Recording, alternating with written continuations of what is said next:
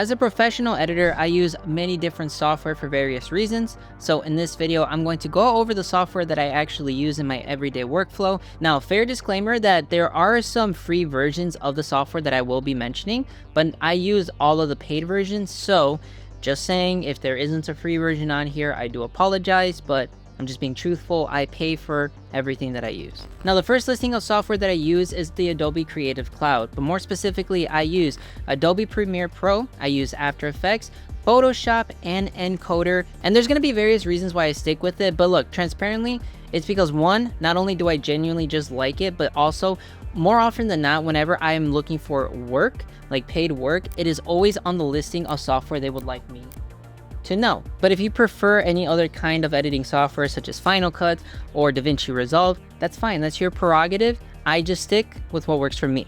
Now, editing software aside, this is alternative software that just complements my editing in one way or another. So the first piece of software I'm going to talk about is Notion.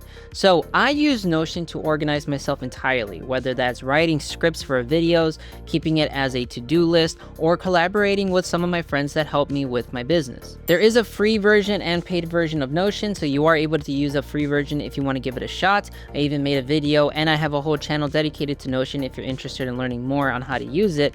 But it's one of those pieces of software that once I got into it, I just can't let it go. I love that I can customize it to how I need. And if you need a way to organize yourself, I highly advise you to check it out because there's so many ways to do so. Now, the next piece of software that I use is called Localsend. So Localsend is basically the way that I'm able to use a MacBook and a Mac Studio and also use my Android phones alongside it because it's basically AirDrop. So I use it to drop files from my Android phones like my Z Fold 7, because that is my main phone, onto my Mac. Now, the caveat with that is that you have to be on the same network, meaning the same Wi-Fi. So if you're not on the same Wi-Fi, you can't use it, but to be transparent, I am on Wi-Fi 90% of the time that I'm working, so I never really have to worry about that as a problem. The next piece of software I use is called Soundly. I believe there is a free version for it, but I've been paying for it for like the past, 5 years.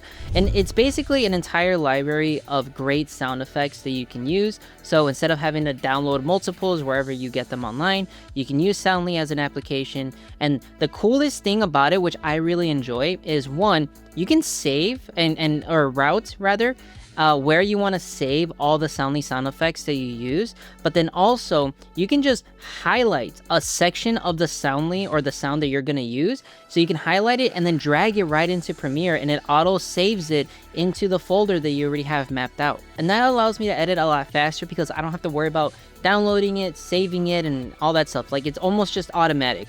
So it gets to the point where I can just open it, find a sound I like, highlight a section, drag it in, and I just move on. Next is Frame.io. So Frame.io allows you to upload video content that you make, let's say, and then this is a way that you can review pieces of content because you can watch something, pause it at a specific time in the video, and then you can leave a comment, and whatever comment you leave, it'll timestamp it for you. So if, 30 seconds into a video you have a comment to fix something, then it just automatically saves that, and then you can invite people to collaborate and view it on there as well. And because Premiere now owns it, or I believe Adobe owns it, what you can do now is even have the extension saved on your desktop, and you can directly upload your export to a specific Frame.io account and a specific folder, and just export the video and don't even think about it. And here it is right here. So it says right here, export to Frame.io. Now you can name your video whatever you're gonna name it. You can upload it to a specific location. You can have a preset save with a range. So I always do in and out points for my videos. And then you can select a specific location if you wanna save it locally on your computer as well, which is very handy. And then that's about it. You'll get all this extra information right here, like a file size and what have you. And then you can even send it to Media Encoder if you would like, or just directly export from Premiere. So this is one of those handy tools I cannot go without. Next is Mr. Horse. This is an extension that, same thing, for gosh knows how many years now I've been using, and I genuinely love using this. It's for Premiere, it's for After Effects. They do have a free version as well. You don't get as much out of it, but you get a starter pack. But the great thing about Mr. Horse is it saves time because there's just a bunch of templates / presets that you can use that are customizable. So whether you want to drag in and use a specific background, a specific transition, maybe you just like an effect itself that it has. Like there's a lot that you can do with this, but the reason I like using it is because I like using software where maybe I know how to create a lower third that I want, but if I'm just trying to speed things up, then I just use one of these plugins just to get the edit going. I love that it's customizable, so I highly advise you to check out Mr. Horse. Throughout the years, it's only gotten better and better and more fleshed out, so give it a look if you guys are interested in speeding up your workflow.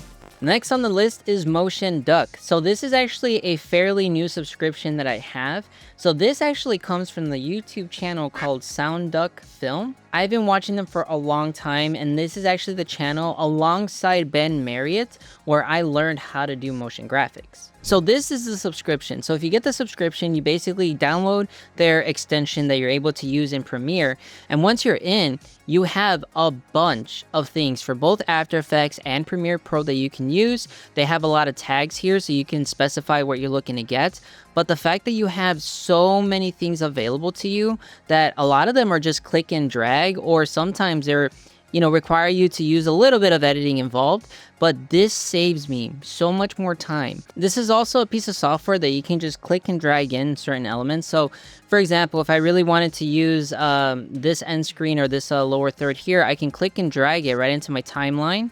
It'll apply it, and there you go. So now I just go over it. And then right here, it even tells you what you can customize yourself, which will be right here on the property section. So this is great.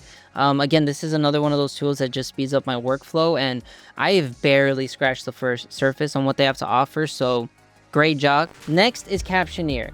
Now, they are a sponsor for this video, which shout out, thank you so much for believing in my channel. What this does is it helps you automate and create those really cool captions that you would see, whether it's like in short forms or sometimes in the intros of videos like a podcast or something. Now, here's the thing.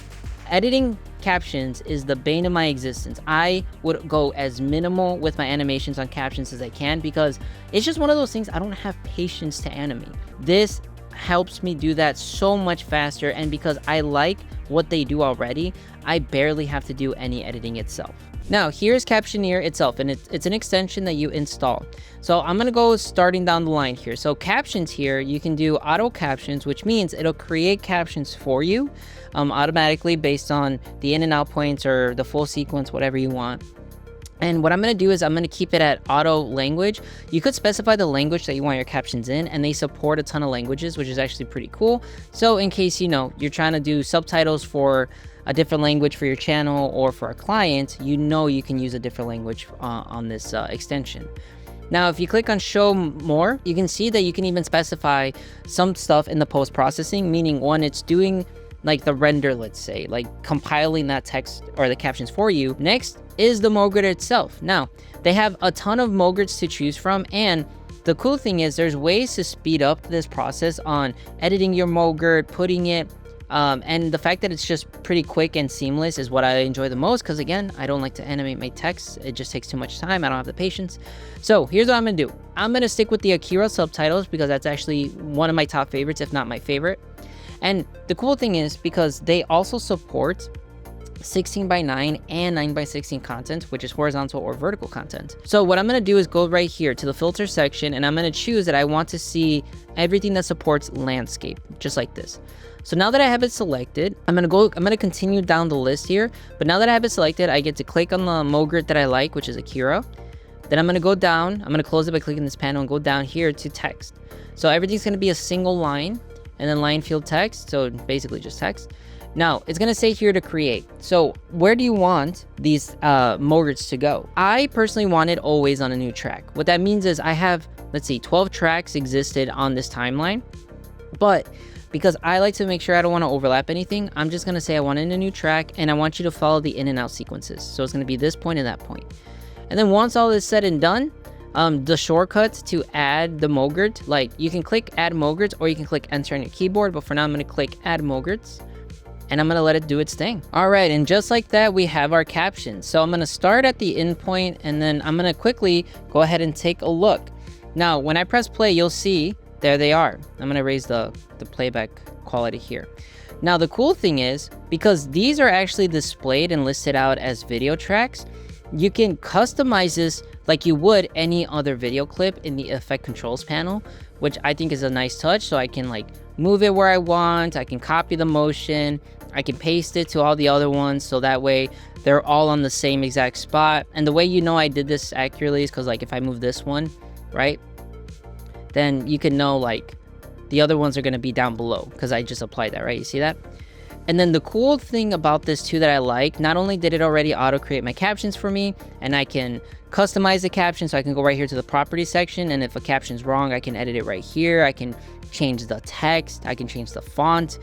The cool thing that they did that I really like, and this was really smart, is you can actually copy and paste attributes if you make a specific change to the MoGrid itself.